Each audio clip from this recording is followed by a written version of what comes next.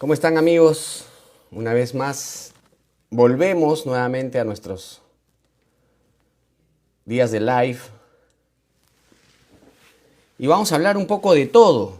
En principio, con la alegría de que el día de hoy ha ganado Alianza Lima nuevamente. Así es que Alianza ha pasado a cuartos de final. Seguramente nos va a tocar con Chile nuevamente jugar la próxima semana y esperemos de que dé buenos resultados. Es el único equipo del Perú que está dando la talla ahorita. Mañana le toca a la U, esperemos que pueda remontar el resultado último. Difícil, pero estoy seguro que se va a poder remontar. Esperemos que lo hagan, porque al margen de que podamos ser de la U, de la Alianza, es el Perú. Son equipos que van representando al Perú. Lamentablemente hoy día Cienciano también, ya está eliminado, pero todavía nos queda mucho por recorrer. Pero al margen del fútbol, queridos amigos, hoy día vamos a hablar de lo que ha estado aconteciendo en la política del Perú en los últimos días, en las últimas semanas. Exactamente en lo que ha venido pasando estos últimos días. En principio, hoy día ha salido algo importante, ¿no? Que no se está reconociendo a Martín Vizcarra, Lagarto Vizcarra, como un preso siendo presidente de la República. Así es que seguramente va a tener que ser trasladado a otra cárcel. Y eso es importante anunciarlo, es importante saberlo, es importante decirlo, porque este tipo de delincuentes tienen que estar donde tienen que estar, en las cárceles comunes, como los delincuentes que son. A Martín Vizcarra no se lo puede premiar mandándolo a la cárcel de presidentes, que tiene todos los lujos, tiene todas las comodidades. Eso no es posible. Eso no es posible que este delincuente esté ahí. Así es que seguramente vamos a verlo dentro de poco en Castro Castro, en alguna de esas cárceles que es en donde realmente tiene que estar. Por otro lado, el día de ayer, queridos amigos, y yo sí me voy a manifestar respecto a este tema, ha sucedido algo insólito. Hace un año exactamente, yo tomé la determinación de dar un paso al costado a la militancia de mi partido, que es el Partido Aprista Peruano. Y tomé esa determinación y esa decisión porque lamentablemente dentro del Partido Aprista hay un grupo, no sé si llamarlos compañeros, que lamentablemente han tomado el partido. Han tomado el partido de la peor manera, sin importarles absolutamente la unión, la fraternidad, la lealtad, y han avasallado a más de 11.000 compañeros con una decisión que lamentablemente ha interrumpido de su militancia activa a esta cantidad importante de apristas. Apristas democráticos, apristas que vienen de larga data, que dan todo por el partido. Yo tomé esa decisión en su momento, muy dolorosa, porque lamentablemente no se puede hacer política con este tipo de gente que toma el poder y que el Jurado Nacional de Elecciones los avala de la peor forma. Esta ley de partidos políticos tiene que cambiarse de manera inmediata, porque lo único que hace es destruir a los partidos políticos que no vienen construyéndose hace un mes, hace 2 meses, hace un año, hace 2 años. No. Estamos hablando de un partido histórico que tiene más de 100 años de historia, que tiene ideología, que tiene martirologio, que tiene ideales, que tiene experiencia. Es así que ha habido una trifulca interna en donde lamentablemente el día de ayer se ha hecho público de que han sacado a más de 11.000 apristas del ROP. Es decir, muchos de ellos como Velázquez Quesquén, Renzo Ibáñez, la misma esposa del presidente Alan García, Pilar Nores, y muchos otros, han sido retirados del ROP. Y eso es inaudito. Y desde aquí levanto mi voz de protesta. Muchos me han tildado incluso a mí de haber traicionado la causa por el hecho de no haber permitido la continuidad de mi inscripción en el partido aprista, pero era algo que no podía más soportar y ha sido mi forma de decirles de que eso no puede continuar, de que el APRA como partido, como institución, merece respeto y los militantes mucho más, que ha estado lamentablemente a manos de esta gente. Esta gente lo que ha hecho es reponer a un militante que era el personero legal y con ello tumbarse todas las inscripciones que se habían hecho con el personero legal anterior. Y hay una cúpula en el partido aprista que ha logrado eso, retirando al personero legal anterior, reponiendo al actual, pero eliminando a todos los otros apristas de buena fe, que lo único que querían era justamente luchar en favor de la democracia interna del partido. El Jurado Nacional de Elecciones, de manera abrupta y abusiva, ha tomado la determinación de eliminarlos automáticamente del ROP a estos compañeros, a estos apristas, militantes, seguidores de Aya Torre, y muchos de ellos pensaban ser candidatos al Congreso, al Senado, a la Presidencia de la República y posteriormente a las elecciones municipales y regionales. Con esta decisión, lo único que se está haciendo es, una vez más, resquebrajar la democracia de nuestra patria al no permitir a un partido que tiene más de 100 años de historia poder participar en las próximas elecciones con los candidatos que ellos mismos iban a tomar la decisión. Y digo ellos porque les vuelvo a repetir, yo tomé la determinación de interrumpir mi inscripción porque no me habían inscrito 11 veces, 11 fichas presenté personalmente y una cantidad importante de militantes que personalmente yo me aboqué a hacer firmar en su debido momento. Esa decisión fue muy dolorosa y preferí apartarme de la militancia sin apartarme de mis principios ideológicos, en las cuales he sido formado durante toda mi vida, porque tanto quien les habla como mi familia y muchos militantes hemos sido privados de nuestro derecho de ser militantes en un partido histórico como es el APRA, y que el día de hoy seguiremos defendiendo no solamente la democracia del país, sino también levantando nuestra voz de protesta ante estas irregularidades y ante este abuso del Jurado Nacional de Elecciones y de algunos cuantos bandidos que se han metido en la dirección del partido aprista. Yo no sé cómo se vaya a conllevar y espero que pueda lograr solucionar la dirección nacional del partido, la Secretaría Nacional del partido, este gran problema en el que lamentablemente se han metido. A consecuencia de estos cuantos fascinerosos que vienen conduciendo el día de hoy alguna de las direcciones importantes del partido aprista peruano. Yo creo que cuando uno tiene que defender la democracia, no solamente es defender al país, sino también la institucionalidad de los partidos políticos que el lagarto Vizcarra se ha encargado de destruir desde hace algunos años ya. Por eso es que hizo perder la inscripción al partido aprista, al PPC y algunos otros más, para poder librarse de quienes posiblemente puedan actuar políticamente porque saben, porque tienen la experiencia de vida.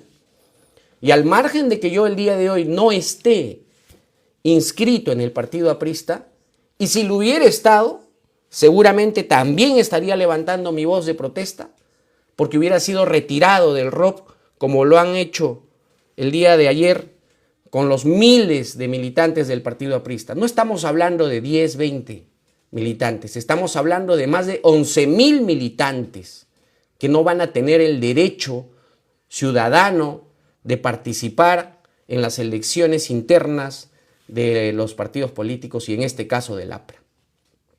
Esto es lo que ha acontecido el día de ayer, lamentablemente. Y tenemos que nosotros como ciudadanos prestar mucha atención a esto, porque lo mismo que acaba de pasar en el APRA podría pasar con cualquiera de los 37 partidos políticos que el día de hoy están en competencia.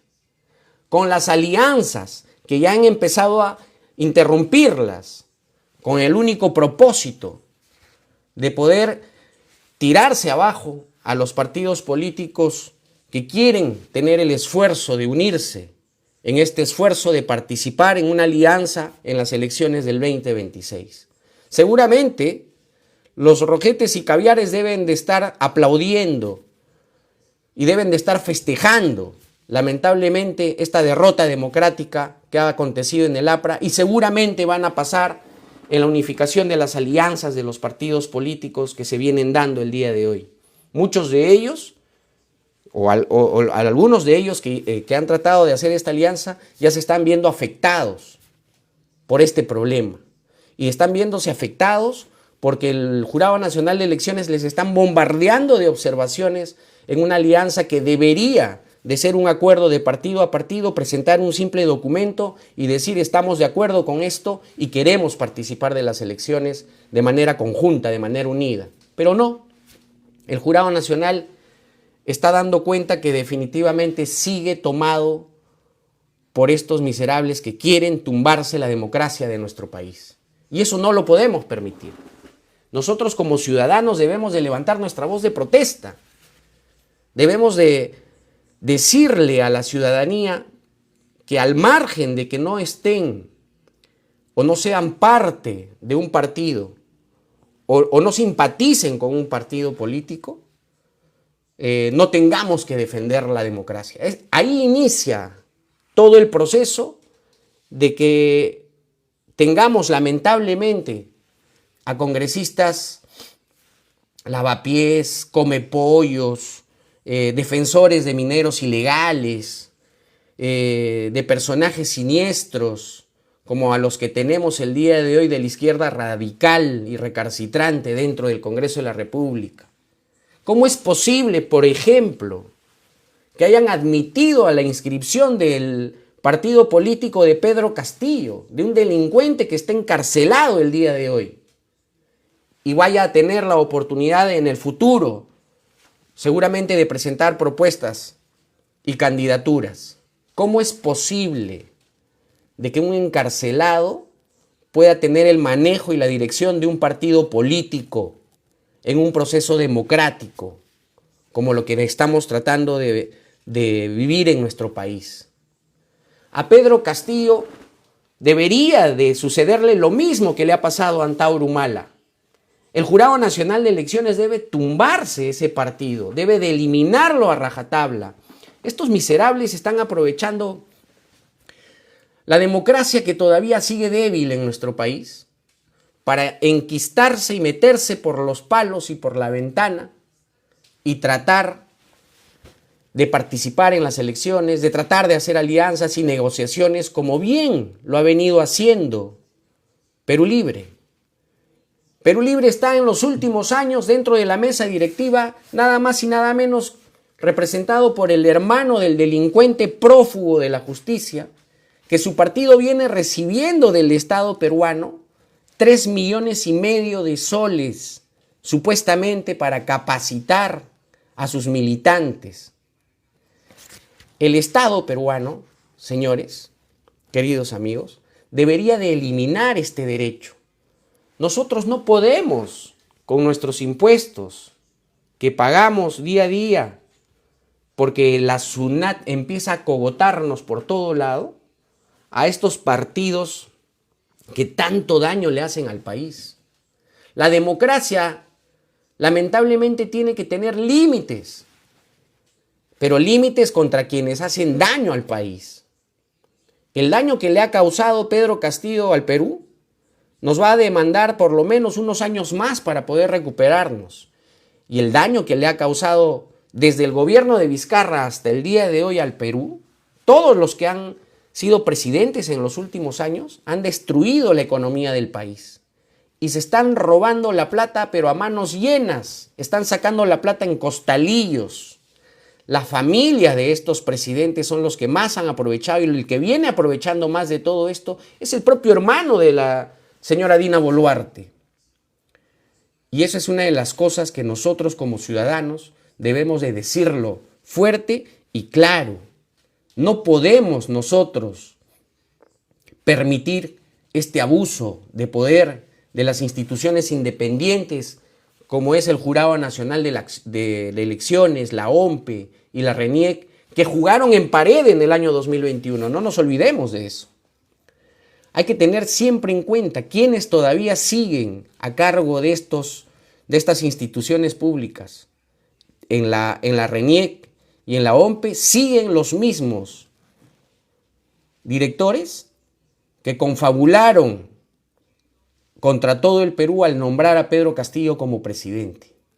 Porque aunque muchos no los quieran decir, yo estoy totalmente convencido que en el año 2021 hubo un fraude descarado, porque lo pude corroborar. Después de la primera vuelta, tuve la oportunidad en aquel momento de estar en la región de Piura. Y en aquel momento fui entrevistado por un comunicador que era médico en esa región, donde demostraba públicamente de que sus nietos de 3 y 2 años habían votado. Y los muertos, la cantidad de muertos que habían votado fue descarado. Y por eso es que en ese momento nosotros pedíamos una auditoría internacional desde el Colectivo Ciudadano por la Democracia, que lamentablemente nunca pasó. Y nunca pasó, lógicamente, por los intereses que estaban ya escritos y negociados previa a las elecciones, porque tenían ahí a sus soldados que podían irrumpir contra el Estado peruano, contra los ciudadanos, para poder poner a un Pedro Castillo como presidente y para que empiece a destruir la democracia de nuestro país. Gracias a Dios no lo pudieron establecer. Pedro Castillo el día de hoy está preso y esperemos que esté preso durante mucho tiempo más. Esperemos que se lo sentencie antes de que termine este año, para que de una vez deje de hacer sus pataletas este profesorucho y se quede en la cárcel, que es ahí donde debió de haber estado desde hace muchísimo tiempo. De la misma manera, el día de hoy también hemos visto que quien fue su premier de Pedro Castillo, la señora Betsy Chávez, ha salido a amenazar a todos los peruanos que se va a suicidar o que va a tomar acciones respecto al supuesto abuso que viene cometiéndose en la prisión en la que se encuentra.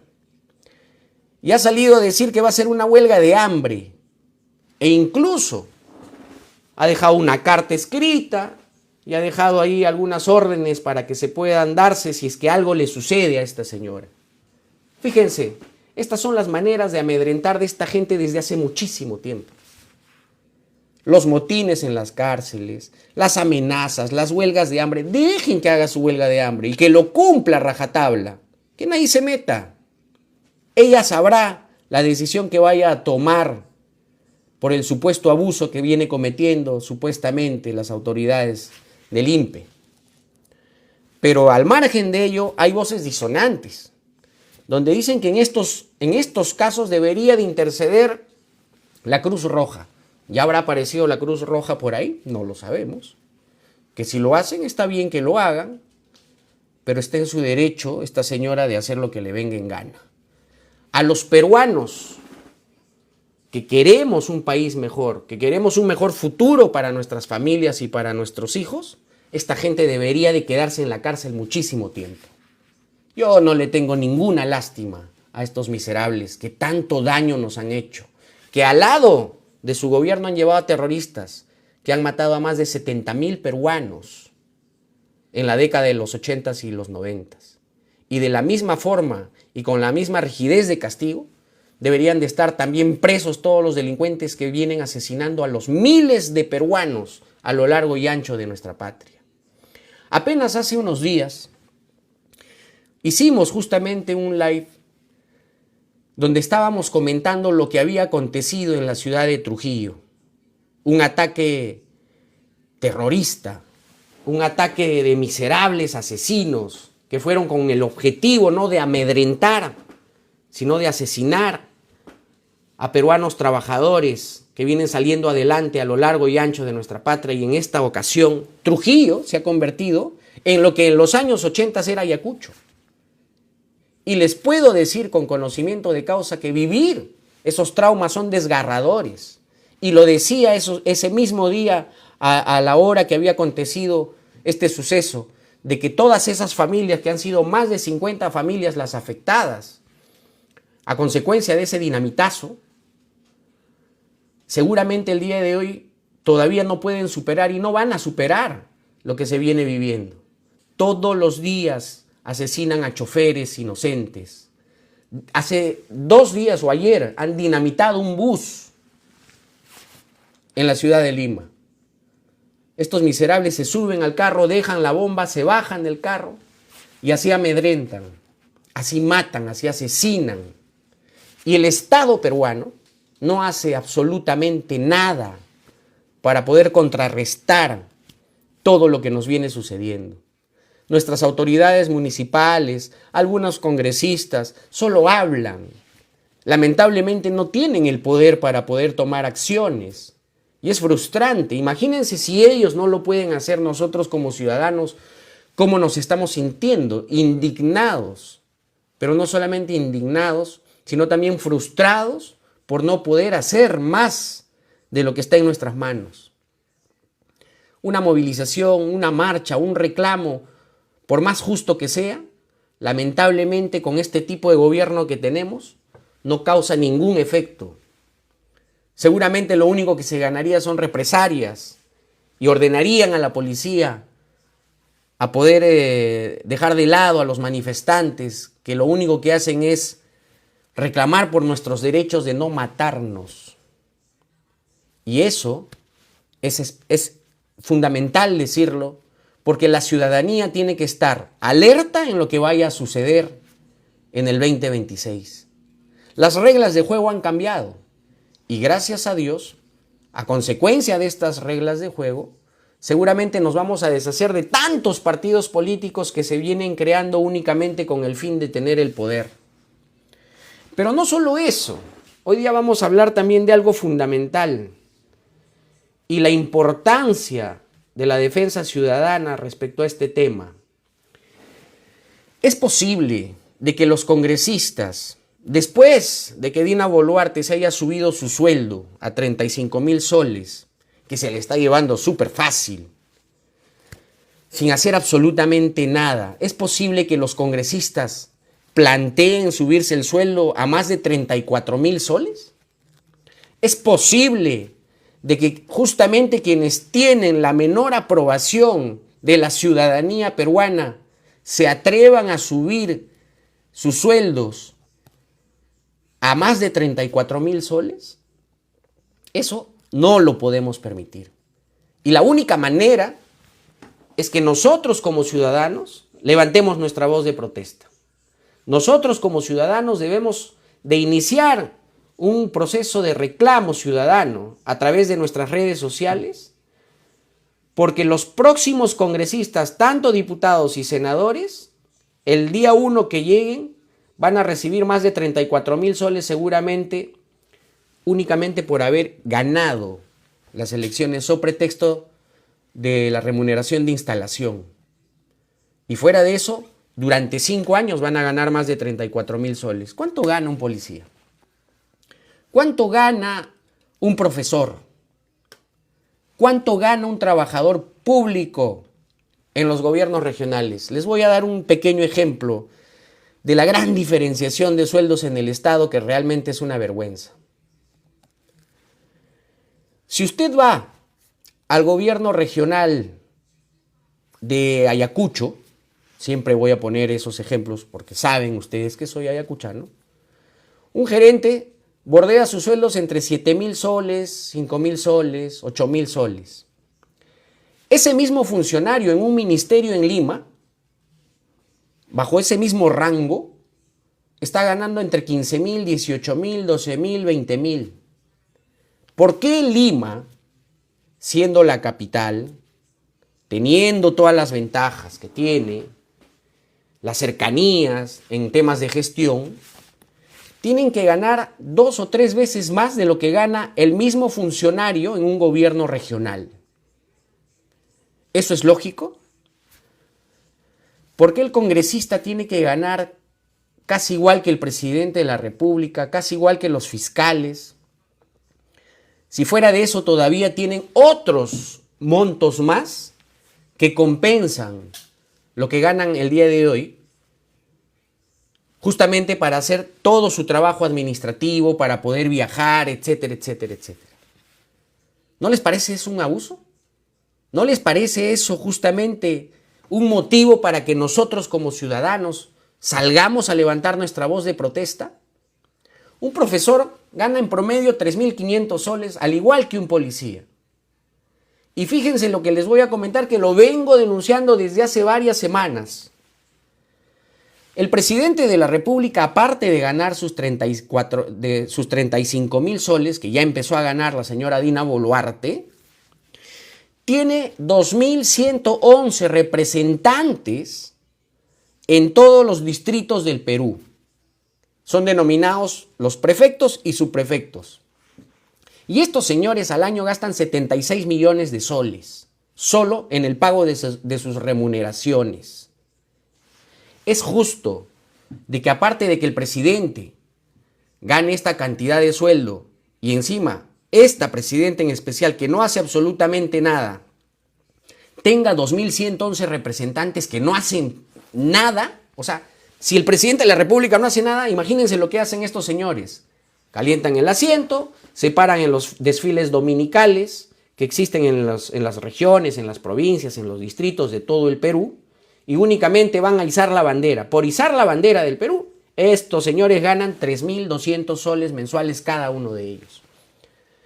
Si tan solo el Estado peruano y el Ejecutivo eliminar estos cargos absurdos que no sirven absolutamente para nada, tengan la certeza de que nuestra Policía Nacional, con esos 76 millones, podrían tener más vehículos en las calles.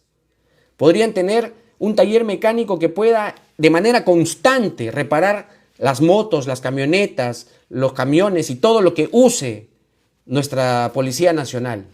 O tranquilamente con ese presupuesto, que es un presupuesto fijo, podría tener 2.000 policías más en las calles.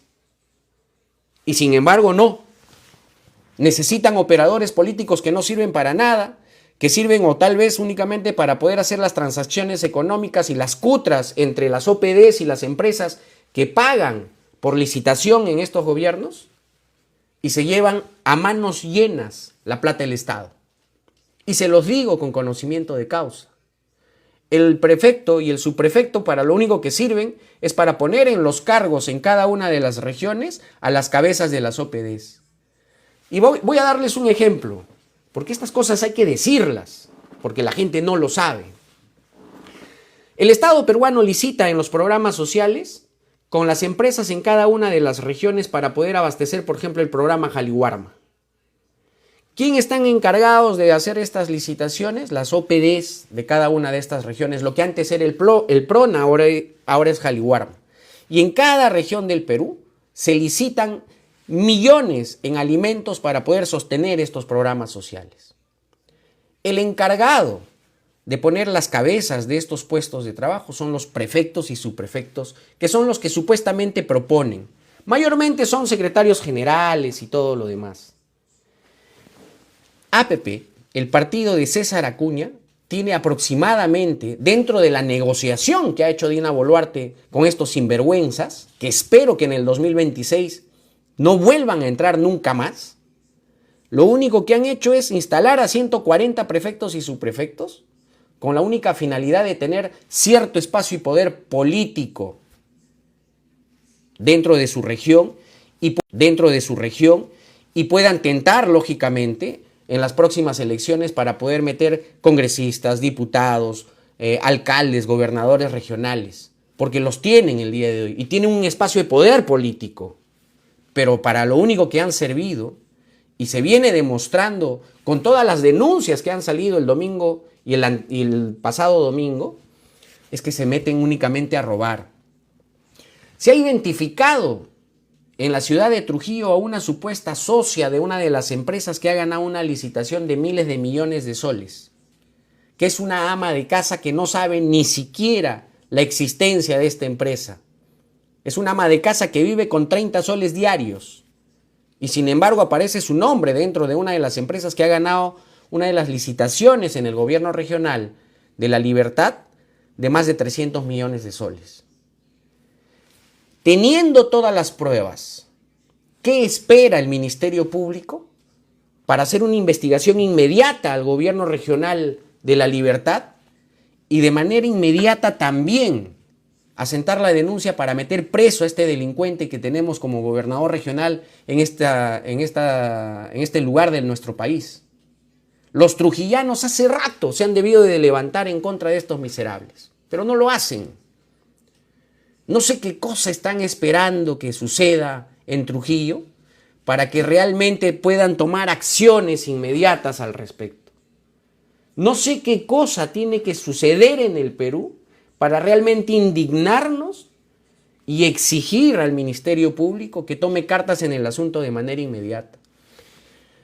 El día del atentado en la ciudad de Trujillo se movilizó la Policía Nacional y capturaron algunos sujetos que eran lógicamente delincuentes sospechosos del atentado.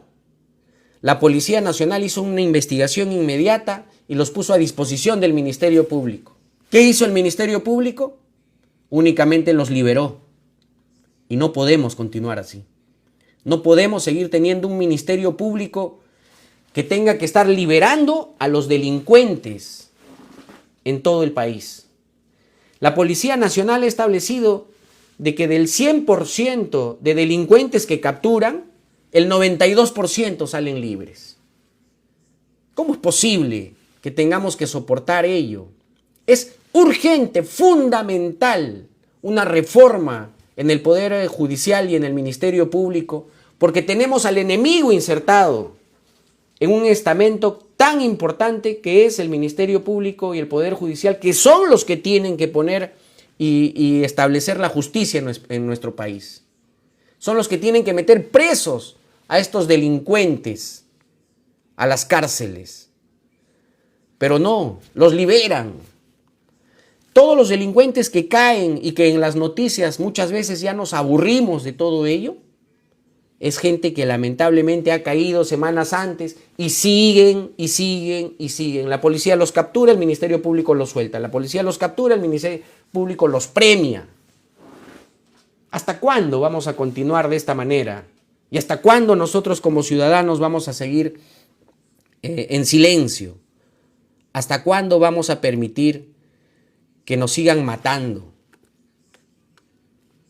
Y no esperamos nosotros justicieros. Lo que esperamos es justicia para todos los peruanos. Justicia que no llega.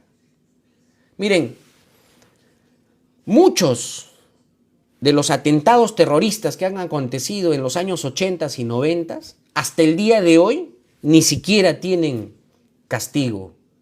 Muchos terroristas están libres ya.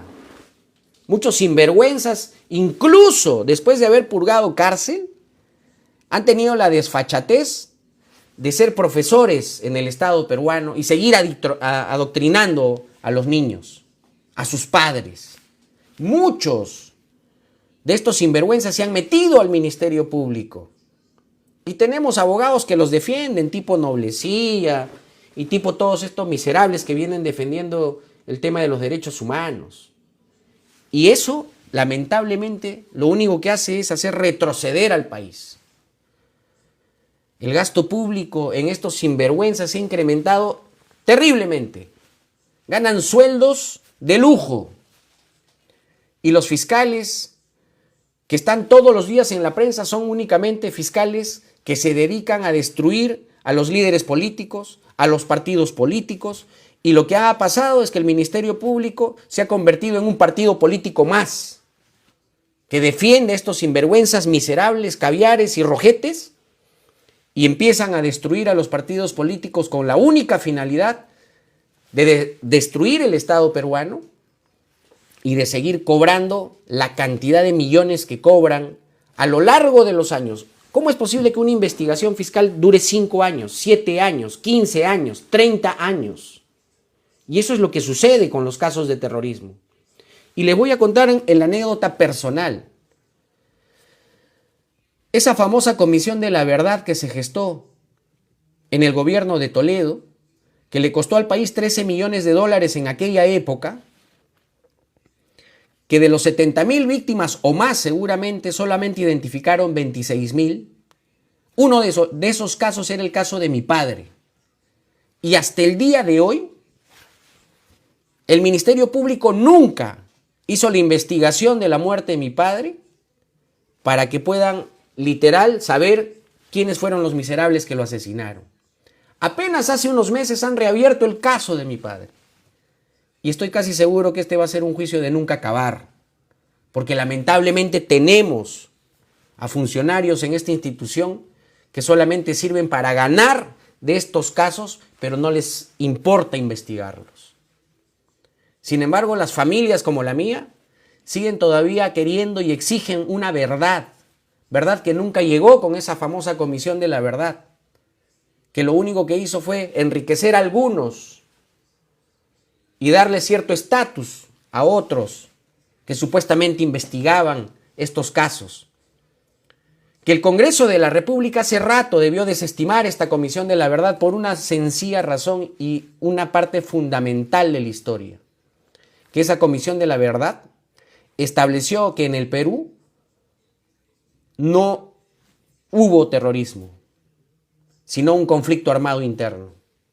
¿Cómo es posible de que se diga que en el Perú, hasta el día de hoy, haya habido en los años 80 y 90 un conflicto armado interno y no quieren establecer que hubo terrorismo?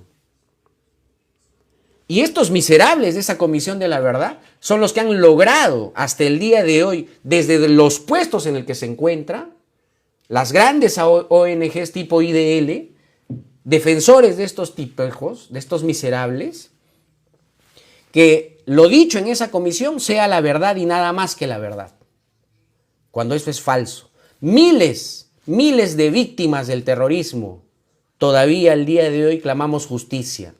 Miles clamamos reparación, porque es injusto que estos miserables encima tengan la sinvergüencería de irse ante la Corte Interamericana de Derechos Humanos a reclamar sus derechos, como lo que pasó con la terrorista Lori Berenson, que encima se le indemnizó y se les permitió salir del país, como el caso Garrido Leca.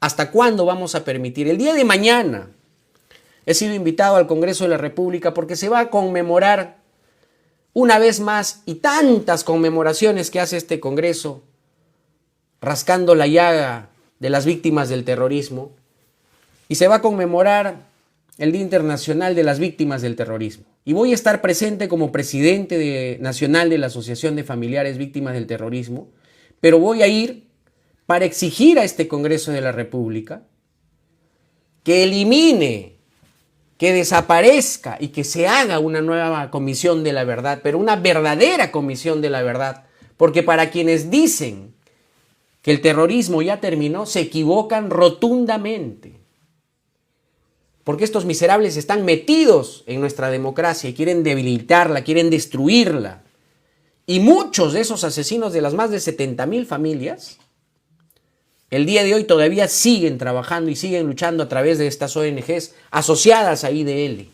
asociados a estos miserables de fiscales que tenemos que supuestamente defienden el Estado peruano, asociados a la Corte Interamericana de Derechos Humanos que deberíamos hace rato de habernos salido. Y eso no lo podemos nosotros como ciudadanos seguir permitiendo. Y nosotros no es que nos paremos y nos levantemos y vayamos a agarrarlos a palos, sino que tenemos que desde estas plataformas exigir al Congreso de la República que haga su trabajo y que haga establecer el derecho de todos estos ciudadanos. Tengo entendido de que el 23 va a haber una movilización justamente exigiendo una reforma total del Ministerio Público y del Poder Judicial. porque eso es fundamental. Y hay que apoyar esta movilización y yo voy a hacer todo lo posible para estar con ellos, porque es justamente nuestro deber ciudadano de exigirle a nuestras autoridades, al Ejecutivo y al Legislativo, de que tienen que de una vez por todas hacer una reforma total de este poder tan importante que es justamente el que brinda justicia, el que nos tendría que dar justicia. Pero no, hay algunos que quieren ser justicieros. No queremos justicieros en el Perú. Y eso hay que tenerlo muy claro. Nuestros políticos en los últimos meses, en las últimas semanas y días, lo único que vemos es un protagonismo absurdo en todo lo que hacen. Inauguran una obra por tramos. Si tiene 10 kilómetros, van inaugurando kilómetro por kilómetro para no perder la figura pública en la televisión. Tenemos a otros que se van hasta la frontera del Perú a hacer protagonismo. Y uno de ellos, gracias a Dios, el día de hoy está preso. Que chapó su avión, todo fichón, llegó a Santa Rosa, el miserable lagarto. Y cuando regresó a la cana, que es ahí donde debe de estar. No podemos nosotros como ciudadanos seguir permitiendo a estas autoridades. Y lo que tenemos que hacer, queridos amigos, es pensar justamente en el futuro de nuestra patria. Y pensar en el futuro de nuestra patria significa, de todos modos, tener que hacer una evaluación exhaustiva por quienes vamos a votar en las próximas elecciones del 2026.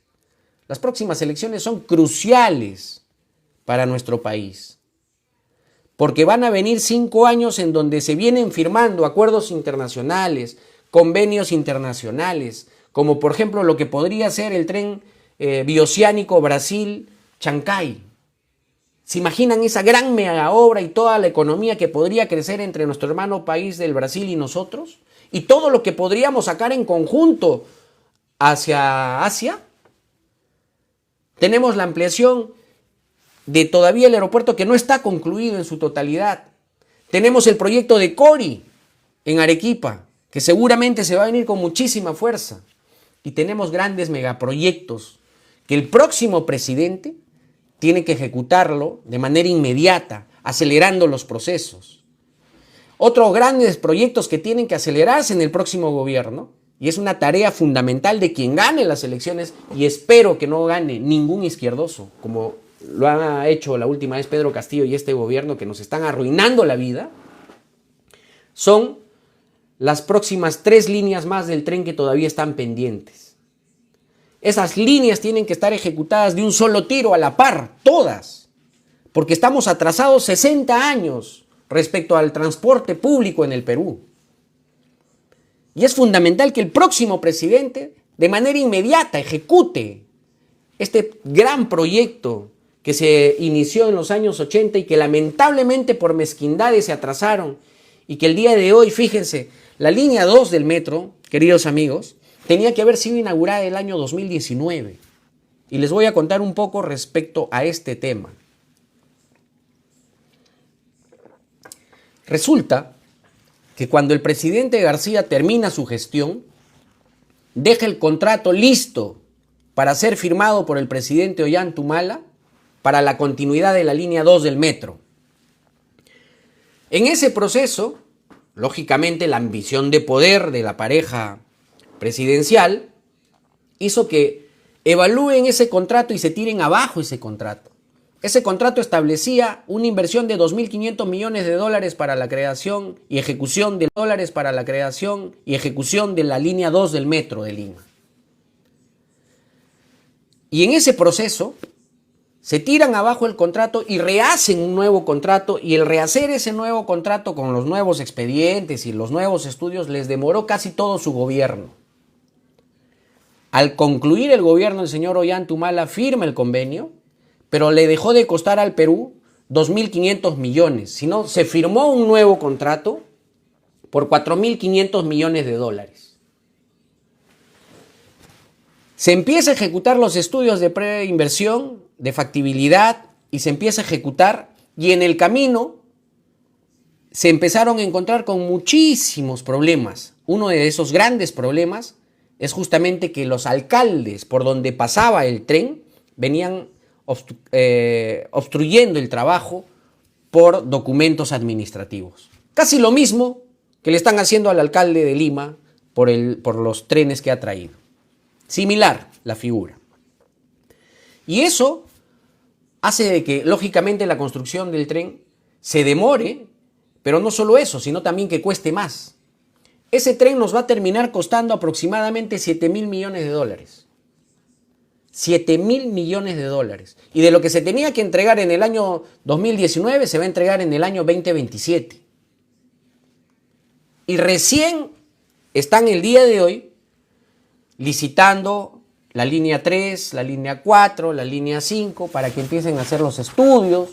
Y eso demora muchísimos años. Acá lo que tiene que haber en el próximo gobierno es un gobierno consciente de la problemática que tenemos en el Perú, en el sistema de transporte público, y acelerar estos procesos.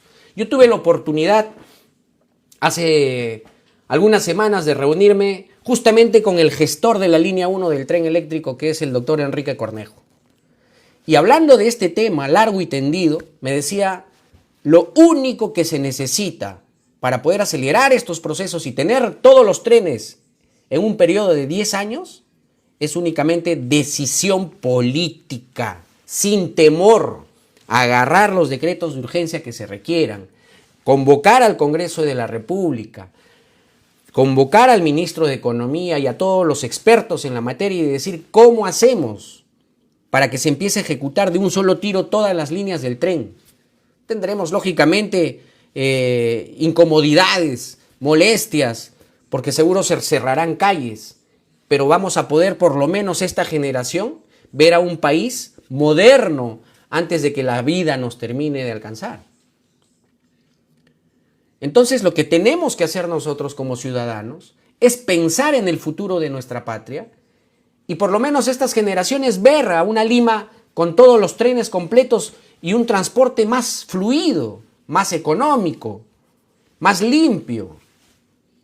Eso es lo que nosotros tenemos que hacer como ciudadanos. Pensar en quién nos va a gobernar y quién es capaz de hacer justamente estos trabajos, este proyecto. No solamente es pensar en la figura política que va a llegar. No podemos ser tan tontos como lo que ya nos pasaron años anteriores. Tenemos que pensar en la cabeza y quiénes están al lado en su plancha presidencial.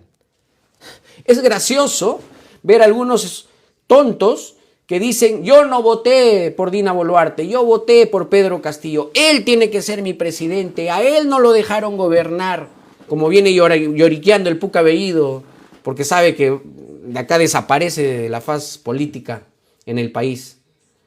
Esos llorones no votaron solo por Pedro Castillo, votaron por Dina Boluarte y votaron por Vladimir Cerrón, que la justicia hizo su trabajo y se tiró abajo al delincuente de Cerrón, sino a él lo estaríamos viendo el día de hoy como presidente. Esa era su consigna. Su consigna era poner al tonto útil para que él pueda llegar posteriormente y quedarse en el poder. Gracias a Dios, eso no sucedió. Gracias a Dios que nos libramos de ello. Pero tenemos que pensar muy bien por quién vamos a votar en el 2026. No solamente es el transporte público con los trenes, sino la infraestructura que requiere nuestro país para poder tener a las regiones en crecimiento constante. Fíjense, la carretera vía Libertadores-Huari han tenido que morir más de 30 peruanos en 2 accidentes fatales para que el Estado peruano recién tome conciencia de la problemática y los problemas administrativos que existen entre el gobierno regional o el gobierno nacional con la empresa que debía de haber ejecutado la obra, pase de lado y sea el ejecutivo que se encargue, o si no le den el presupuesto al gobierno regional y ejecute esa obra, porque esa es una vía fundamental que no solamente une a Ayacucho con Lima, sino también une a Purímac, Cusco, El Braen. ¿Cómo creen que sacan sus productos esas personas? ¿Por qué creen ustedes, queridos amigos, que existe tanto resentimiento de nuestros hermanos del sur del Perú con Lima? Lima, la capital, Lima, la que cree que es el Perú, Lima, el centralista. Y todos nuestros gobernantes solo se preocupan en ello. Y por eso dejan de lado al sur del Perú. Nadie se preocupa, por ejemplo, de la terrible contaminación que se viene dando en el lago Titicaca. hay más de 200 islas en los suros de nuestro lago que nadie se preocupa por ellos. Y son 200 islas donde tienen a miles de familias viviendo ahí o que viven del turismo en el lago y nadie se preocupa por ellos. Nadie se preocupa, por ejemplo, por los productores del Braen, que para sacar sus productos en una buena carretera demorarían menos de 24 horas trayéndolas hasta Lima. Pero no, el día de hoy demoran 3, 4 días. ¿Por qué? Porque las carreteras están pésimas. Y luego reclaman y dicen, no, pues ellos son así porque no hacen nada, porque son unos vagos. Y muchos de los comentarios que yo leo, lamentablemente, en las múltiples publicaciones en las redes sociales, hablan de ello.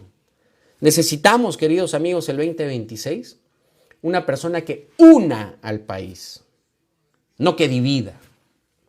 Necesitamos a un presidente que una vez que llegue al gobierno se olvide de ser de derecha o ser de izquierda, porque él es el presidente ya de todos los peruanos. Necesitamos que se piense en acelerar los procesos para poder salir adelante, para eliminar la desnutrición crónica infantil que ha subido terriblemente en los últimos años desde la pandemia. Necesitamos eliminar la pobreza, y la única forma de eliminar la pobreza es con la generación de puestos de trabajo. Y para generar puestos de trabajo necesitamos inversión. Todos esos trogloditas que vienen diciendo de que el Estado peruano tiene que recuperar las empresas privadas y hay que expropiar las empresas privadas, deberían de autodestruirse. Por la sencilla razón de que no tienen ni siquiera el mínimo conocimiento del caso, de que esa es la única manera de sacar de la pobreza a nuestros hermanos de todo el Perú. Necesitamos que en el próximo gobierno se eliminen las ollas comunes, pero no por sacarlas, sino por gestar trabajo a esa gente y no tengan que estar 15, 20 familias comiendo de una sola olla por su necesidad y por la pobreza que estamos viviendo el día de hoy. Y vivimos, lamentablemente, esta pobreza también por algo que es prioritario el día de hoy: la seguridad ciudadana. La inseguridad ciudadana en nuestro país lamentablemente ha crecido de manera abismal. Tenemos la cantidad de fallecidos en los últimos años casi igual de la cantidad de fallecidos cuando empezó el terrorismo en el Perú. Y eso no se puede permitir. Contra eso es que tenemos que luchar. Se estima que más de 1,000 pequeñas empresas han tenido que cerrar sus negocios a consecuencia de la inseguridad ciudadana, a consecuencia de que los han dinamitado, los han amenazado, los han asesinado. ¿Y qué estamos esperando? ¿Que nos tenga que tocar alguno de nosotros o alguna de las autoridades para que recién hagan algo? Hay que tener mucho cuidado. Cuando me preguntan por acá, ¿habrán nuevos Pedros Castillos? Por supuesto que van a haber nuevos Pedros Castillos. Ya tenemos al señor Alanoca, que es el candidato nada más y nada menos que de Verónica Mendoza, que es una de las que embandera la lucha justamente para poder tener una nueva constitución, para poder estatizar a algunas empresas privadas. ¡Qué locura! Sería una locura que nuestro pueblo, nuestros ciudadanos, voten por ese tipo de gente. Esos son los que se meten a la colada de la democracia de nuestra patria para poder tener el poder y creen ellos que saben. Creen ellos que, por ejemplo, Bolivia el día de hoy es un ejemplo a seguir, como lo dice Antauro Humala, Verónica Mendoza. ¡Qué locura! Analfabetos, ignorantes. ¿Por qué no se van a vivir allá a ver? Que se queden un año nada más a ver si van a poder vivir. Ni trabajo van a conseguir justamente por lo que son. Mejor dicho, por lo que no son. Entonces, hay que pensar bien en lo que se nos viene. Tenemos una gama de candidatos que lamentablemente es lo que ha gestado el lagarto Vizcarra. Y eso es lo que nosotros el día de hoy tenemos que hacer una reflexión exhaustiva. Que el objetivo de estos es destruir nuestra democracia o simplemente atomizarla de tantos candidatos con las facilidades que les han dado las normas establecidas por estos gobiernos como el de Lagarto, y que el día de hoy tenemos tantos competidores que nos están únicamente perjudicando. Y nos están perjudicando por varios motivos. Y uno de ellos es lo que ya les comenté. El Estado peruano les paga a cada uno de estos partidos. El día de hoy me he enterado que la valla electoral ha bajado no de 5 a 4. Es decir, que con 4% de aprobación electoral puedes pasar la valla, pero también hay otros requisitos que tienes que meter a una cantidad de diputados y senadores. Espero que eso haga que hayan menos partidos en el Congreso, porque es la única manera de que se puedan entender.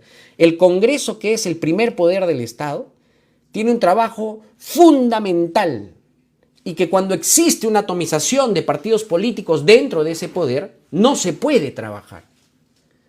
Y lamentablemente tienes que empezar a negociar hasta con el enemigo, porque existen algunos miserables que están ahí que son el enemigo del país. ¿Cómo no van a ser enemigo toda la prole que ha metido, por ejemplo, el señor Acuña, que lo único que hacen es negociar todos los puestos de trabajo del Estado?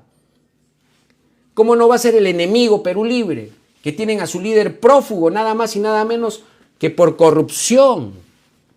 Todos estos miserables como Bermejo, el Puca Bellido y otros que están ahí han estado ligados y asociados con terroristas. Y eso está comprobado. El día de hoy están enjuiciados y espero que se vayan presos. Porque es la única forma de librarnos de esta lumpen que se nos ha enquistado en la política peruana. Y tenemos mucho por hacer por el Perú. Tenemos que sacar, queridos amigos, sin pensar en apasionamientos, tenemos que sacar adelante a nuestra gente del sur, que justamente son los que votan contra Lima, contra la costa, contra la derecha y contra quienes creen ellos que no se abocan a ellos. Y tienen mucha razón. Miren, en los últimos años he tenido la oportunidad de caminar muchísimo por el Perú, pero fundamentalmente por el sur del Perú. Y el reclamo que esta gente tiene es totalmente justo. Y la ignorancia de algunos hacen pelear y dividir a nuestro país. Y les voy a dar un ejemplo para ello. Hace poco estaba yo viendo live de un personaje a través de esta red social, donde muchos ciudadanos hablaban muy mal de la gente del sur, que son unos terrucos, que son unos rojetes, que por qué les vamos a dar de nuestros impuestos, etcétera, etcétera. Y no se dan cuenta que en el Perú lo único que tenemos que hacer es equilibrar las oportunidades para todos los peruanos. Por ejemplo, Miraflores, San Isidro, San Borja, Barranco, Jesús María, La Victoria y todos los distritos que tienen todas las comodidades habidas y por haber, que tienen pistas, veredas, áreas verdes, internet, que son los servicios básicos, pues fíjense que no lo tienen las otras regiones. No lo tienen muchos distritos del Perú, que son más de 2.200 distritos el que tenemos. Y una de las grandes torpezas que ha hecho el Congreso de la República en los últimos 10 años es incrementar la cantidad abismal de municipalidades en el Perú.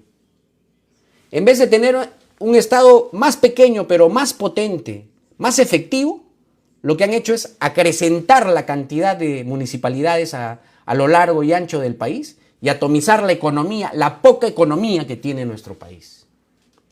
Nosotros tenemos que pensar que el próximo gobierno tiene que luchar por una verdadera regionalización en el Perú.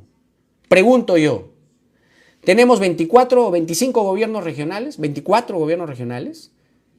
Y la misma cantidad de alcaldes provinciales, que las oficinas de cada una de ellas están a pocas cuadras o muchas veces en la misma plaza de armas, pero ejecutan en el mismo lugar de circunscripción de cada una de ellas.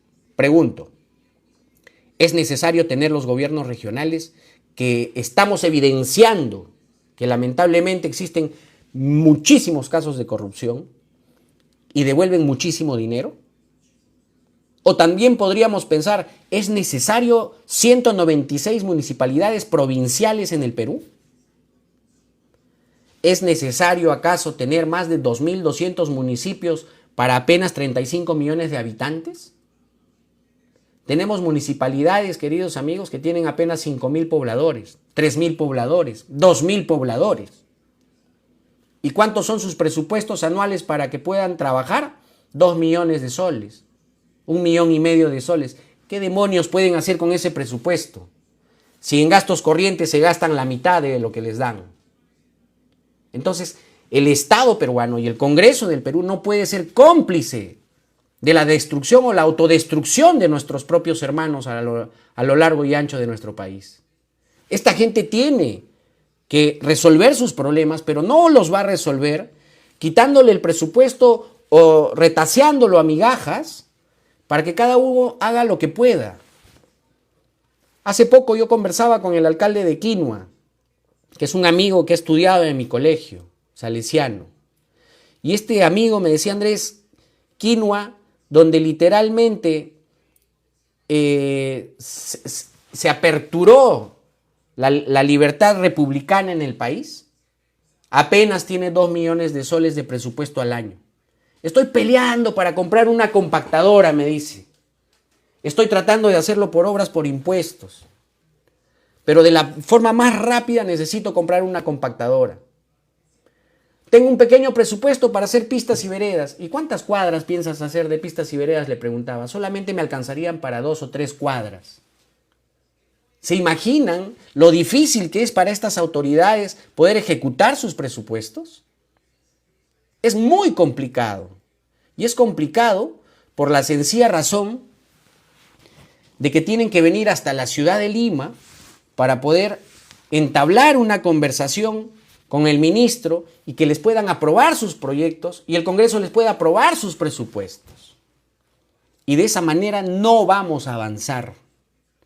Y lo que tenemos que hacer es exigir al próximo gobierno, sea quien sea, que yo creo que tienen que haber cambios drásticos en nuestro país. Y uno de esos cambios drásticos es justamente pensar en que el Perú no puede seguir atomizándose tanto, teniendo tantos gobiernos locales. Todo lo contrario, debemos de pensar en tener menos gobiernos locales, porque así vamos a tener más recursos para ejecutar obras en esos lugares, porque se van millones en presupuesto pagando a funcionarios que muchas veces no funcionan, porque no conocen, porque no están preparados, porque las exigencias en el Estado cada día crecen más y no están los profesionales preparados en esos lugares tan recónditos que son estos distritos alejados que tienen 2,000, 3,000, 4,000, 5,000 pobladores.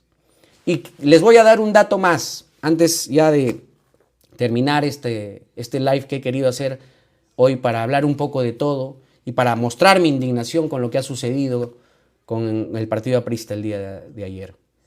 Les voy a dar un dato fundamental. El Estado peruano, queridos amigos, a través de los gobiernos locales, provinciales, regionales, le devuelven al Tesoro Público aproximadamente entre 3,000 a 4,000 millones de soles al año. Eso es lo que han estado devolviendo aproximadamente en los 2 o 3 últimos años. Y lógicamente los economistas y quienes conocen la materia saben cuál es más o menos el margen que van a devolver estos gobiernos locales y regionales cada año. Y con esos presupuestos, y sépanlo, ¿saben a dónde se ha ido a parar tantos millones de soles? A poder apalancar el único, todavía creo yo, fracasado Petroperú. La única institución pública fracasada que mueve miles de millones de dólares y que se mueven con la plata justamente de los gobiernos locales y regionales. Y eso no se puede seguir permitiendo. La plata que sirve para hacer hospitales, carreteras, pistas, veredas, etcétera, etcétera, etcétera, se viene devolviendo al Tesoro Público y este gobierno incapaz y corrupto viene apalancando a un Petroperú que no funciona, que solamente da pérdidas, que está enquistado de una manga de forajidos y delincuentes que se roban la plata, que los funcionarios ganan miles de soles. Una secretaria puede ganar 15,000 o 20,000 soles en Petroperú. Y tienen que saberlo. Pues ahí se van esos recursos. Y por eso es importante que el próximo gobierno tenga que pensar en reducir la cantidad de gobiernos locales y pensar seriamente en eliminar los gobiernos regionales o en todo caso los gobiernos provinciales que hacen lo mismo, que cumplen las mismas funciones. El próximo gobierno tiene que pensar en acelerar el proceso de los trenes eléctricos. El próximo gobierno tiene que pensar en eliminar o vender Petroperú para que pueda venir una empresa privada y la haga funcionar como tiene que funcionar, pero con recursos privados, para que se paguen impuestos y para que generen puestos de trabajo y esos puestos de trabajo sigan generando impuestos a través de sus trabajadores. Y el Estado peruano pueda tener mejor salud, mejor educación, mejores pistas, mejores carreteras y fundamentalmente que los sureños del Perú tengan gas, que es de ahí de donde se extrae, pero no reciben gas. Y ese es otro tema del que yo me comprometo con ustedes, invitar a un amigo especialista en la materia, que es el doctor César Gutiérrez, y que conoce la materia y la problemática, y voy a comprometerlo para poder hablar de ese tema, para que todos nuestros amigos del Cusco, Ayacucho, Apurímac, Huancavelica, se conecten y sepan cuál sería la alternativa de solución para que podamos los sureños tener gas. Pero fundamentalmente, para que ustedes, queridos amigos, el próximo 2026 sepan realmente por quién tenemos que votar, porque tenemos que evaluar los planes de gobierno y los equipos técnicos con los que vengan cada uno de estos candidatos. Espero que estos espacios sirvan únicamente para que cada uno de nosotros la tenga un poco más clara y podamos tomar una mejor decisión en el 2026 y tengamos un Perú mejor en los próximos años. Muchas gracias a todos. Muy buenas noches.